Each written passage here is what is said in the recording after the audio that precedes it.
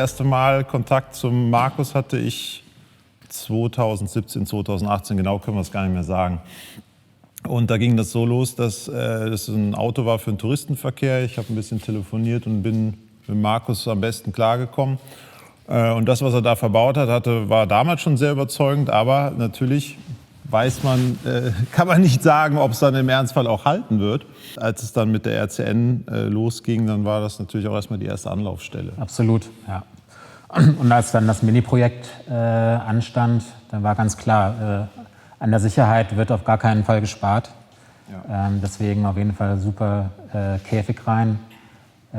Nur vom Feinsten im Innenraum auch, ne, mit den Sitzen von Recaro und den Schrotgurten.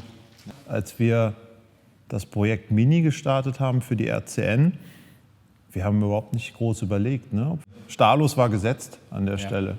So, und das war, ich meine, man will es niemals ausprobieren, ob das funktioniert. Es war einfach so, von dem, wie es gebaut wurde, war es für uns keine Frage, dass gemacht wurde. Ne? Und das Endergebnis, ich meine, man will das nicht und sowas versucht man ja gedanklich auch immer auszublenden. Aber wenn der Tag X mal kommt, dann sieht man das Ergebnis, glaube ich, ganz gut hinter uns. Und vielleicht hältst du einfach mal drauf, dann kann man ja so ein bisschen auch mal sehen, was passiert ist. Ja, man müsste sich nicht ausmalen, wie es ausgegangen wäre ohne die Zelle, ne? Oder hätte die Zelle nicht gehalten. Ja. Naja, vielleicht, ich meine, wo man es, glaube ich, auch als Laie am krassesten sieht, ist, wenn man, jetzt ist ein Unfall passiert, so, man kann es sich nicht aussuchen. Und in dem Moment, wenn es ist, dann wird einem eigentlich erst mal im Nachhinein, noch nicht mal direkt an dem gleichen Tag, aber wenn man das so ein bisschen sacken lässt, nach und nach wird einem eigentlich bewusst, was die Risiken sind im Motorsport. Und wenn man sich mal so ein Dach anguckt oder eine C-Säule, wie sich das ganze Auto verformt hat, und man nur mal überlegen würde, es wäre keine Zelle drin oder eine Zelle, die den Aufschlag nicht aushält. Ich wünsche es keinem, ne, Axel, klar, niemand soll sowas erfahren, aber wenn es dann so weit ist, dann kann ich nur jedem empfehlen, sich vorher sehr gut Gedanken gemacht zu haben, mit wem man da sein Leben anvertraut. Denn über nichts anderes sprechen wir hier. Ganz genau, ja, richtig. Und das Leben anvertrauen. Deshalb war auch das ganz klar, dass wir mit dem neuen Auto auch wieder hierher kommen und die gleiche Zelle wieder einbauen lassen. Ja. Also das, was hier passiert ist, ist sicherlich alles schiefgegangen, was so schief gehen kann. Aber so ist es halt, wenn ein Unfall passiert. Und man aber auch gesehen hat, das Auto musste richtig was einstecken. Es gibt keinen Bereich, wo man sagt, okay, er hat jetzt an der Seite einen Treffer bekommen und da hat es gehalten. Ob es vorne, hinten, oben, unten auch gehalten hätte, weiß man nicht. Wir haben alles mal getestet. Und wir können wirklich bestätigen, der Innenraum ist sicher. Da ist nichts dran. Das ist echt krass. Nach so einem Unfall kommt die technische Abnahme, was heißt technische Abnahme, sondern die technischen Kommissare schauen sich alles an und das hat Stunden gedauert.